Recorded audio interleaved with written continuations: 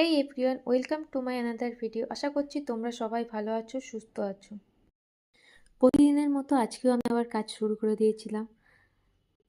আজ অর্ডার ছিল দুটো পলাশ, একটা কেতুমী নন্দিনী আর একটা দেবদাসী। অনেক দিন পর আবার এইগুলো এলো অর্ডার। তো ঠিক আছে, সকাল থেকেই জানতাম যে দুটো ভারী কাজ আছে, সেগুলোর জন্য হাতও তাড়াতাড়ি চালাতে হবে। যদি বা ভিডিওর মতো এত তাড়াতাড়িও আমি হাত চালাতে পারিনি, তো এডিটিংয়ের সময় করেছি। এডিটিং করার সময় ভাবছিলাম, যদি সত্যি সত্যি আমি এতটা স্পিডে কাজ করতে পারতাম, তাহলে দিনে আমি কতগুলো করে প্রোডাক্ট তৈরি করতে পারতাম। যদিও সেটা বাস্তবে তো কোনোদিনই সম্ভব না।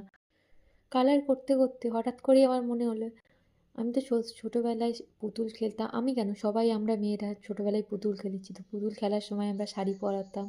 আর এখানে এখন আমি ক্লের ওপরে শাড়ি পরাচ্ছি, ক্লে দিয়ে শাড়ি পরাচ্ছি, তাতে কালার করছি, যেন পুতুল খেলার মতনই কাজটা হয়ে গেছে আমার। কিন্তু বেশ মজা লাগে কাজটা করতে, কারণ কাজটাকে প্রচণ্ডই বেশি ভালোবাসি। আর যে কাজই করো না কেন, সেটা মন থেকে কাজটা যদি করো না, সেই কাজটা দেখতেও যতটা সুন্দর হয়, কাজটা ভালোও হয়। তো যারা যে কাজই করো, সেটা যেটুকু কাজই করো, মন দিয়ে করার চেষ্টা করবে।